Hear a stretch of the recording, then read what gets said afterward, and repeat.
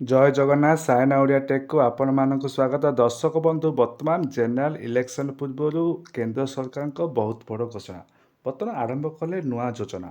ଏଥିରେ ଇ ପରିବହନ ପ୍ରୋତ୍ସାହନ ଯୋଜନା ଏବଂ ଏହି ଯୋଜନା ମାଧ୍ୟମରେ ଆପଣମାନଙ୍କୁ କମ୍ ଦାମରେ ଏବଂ ଇଲେକ୍ଟ୍ରିକ୍ ଭେହିକାଲ ମିଳିବ। ତା ସହିତ ଏଥିରେ ସମସ୍ତଙ୍କ ଗାଡ଼ି କିଣିବାର ସ୍ୱପ୍ନ ବର୍ତ୍ତମାନ ସାକାର ହେବାକୁ ଯାଉଛି। ତା ସହିତ ଏଥିରେ ବା ଏହି ଯୋଜନା ମାଧ୍ୟମରେ କେତେ ଟଙ୍କାର ସବସିଡ଼ି ରହିବ ଏବଂ କେଉଁମାନଙ୍କୁ ଏହି ଗାଡ଼ି ମିଳିବ ମୁଁ ଆପଣମାନଙ୍କୁ ସମ୍ପୂର୍ଣ୍ଣ ରୂପେ କହିବି। ତେଣୁ କେନ୍ଦ୍ର ସରକାର ଇଏ ଥିଲା ବହୁତ ବଡ଼ ଘୋଷଣା। ତେଣୁ ଚାଲନ୍ତୁ ଦେଖିବା ଯେ ଇ ପରିବହନ ପ୍ରୋତ୍ସାହନ ଯୋଜନା ମାଧ୍ୟମରେ ଆପଣମାନଙ୍କୁ କେତେ ଟଙ୍କାରେ ଇଲେକ୍ଟ୍ରିକ୍ ଭେହିକାଲ ମିଳିବ।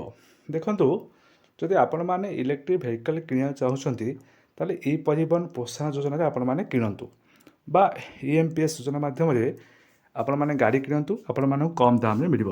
ତେଣୁ ଏ ଥିଲା ଭାରୀ ଶିଳ୍ପ ମନ୍ତ୍ରୀ ମହେନ୍ଦ୍ରନାଥ ପାଣ୍ଡେଙ୍କ ବହୁତ ବଡ଼ ଘୋଷଣା। ତେଣୁ ଦେଶରେ ଇ ପରିବହନକୁ ପ୍ରୋତ୍ସାହିତ କରିବା ପାଇଁ ଏହା କେନ୍ଦ୍ର ସରକାରଙ୍କ ପ୍ରତିବଦ୍ଧ। ତେଣୁ ଏହି ଯୋଜନା ମାଧ୍ୟମରେ ଆପଣମାନେ ଯଦି 2 ଚକିଆ ଯାନ କିଣିବେ ତାହେଲେ ଏଠି କେନ୍ଦ୍ର ସରକାର ଏହି ଯୋଜନା ମାଧ୍ୟମରେ 10,000 ଟଙ୍କା ସହାୟତା ରାଶି ଦେବେ ଏବଂ ଏଥିରେ ପ୍ରାୟ ଦେଖନ୍ତୁ ଯେ 2 ଚକିଆ ଯାନକୁ ପ୍ରୋତ୍ସାହିତ କରିବା ପାଇଁ ଦେଶରେ ପ୍ରାୟ 3 ଲକ୍ଷ ମୋର୍ ଦେନ୍ 3 ଲାକ୍ସ ଉପରେ 2 ଚକିଆ ଯାନକୁ ଏହି ଯୋଜନା ମାଧ୍ୟମରେ ସହାୟତା ରାଶି ଦିଆଯିବ। ତା ସହିତ ଆପଣମାନେ ଯଦି ଇ ରିକ୍ସା ବା ଇ କାର୍ଟ କିଣିବା ପାଇଁ ଚାହୁଁଛନ୍ତି ଏହି ଯୋଜନା ମାଧ୍ୟମରେ ଆପଣମାନଙ୍କୁ 25,000 ପର୍ଯ୍ୟନ୍ତ ସବସିଡ଼ି ରହିବ। ତା ସହିତ ଯଦି ଆପଣମାନେ 3 ଚକିଆ ଭାରୀ ଯାନ ଯଦି କିଣିବାକୁ ଚାହୁଁଛନ୍ତି ତେଣୁ ଦେଖନ୍ତୁ ଏଠି 50,000 ଟଙ୍କା ପର୍ଯ୍ୟନ୍ତ ଆପଣମାନଙ୍କୁ ସବସିଡ଼ି ରହିବ। ତେଣୁ କାହିଁକି ନା ଇଲେକ୍ଟ୍ରିକ୍ ଗାଡ଼ିର ବିକ୍ରିର ଚାହିଦା ବଢ଼ାଇବା ପାଇଁ ଏହା କେନ୍ଦ୍ର ସରକାର ଏହି ଯୋଜନାକୁ ଆରମ୍ଭ କରିଛନ୍ତି। ତେଣୁ ଏହି ଯୋଜନା ମାଧ୍ୟମରେ 500 କୋଟି ଟଙ୍କା ଏଠି କେନ୍ଦ୍ର ସରକାର ଖର୍ଚ୍ଚ କରିବେ। ତେଣୁ ସମସ୍ତ 2 ଚକିଆ 3 ଚକିଆର ଚାହିଦା ବଢ଼ାଇବା ପାଇଁ ଏହି ଯୋଜନା ରଖାଯାଇଛି।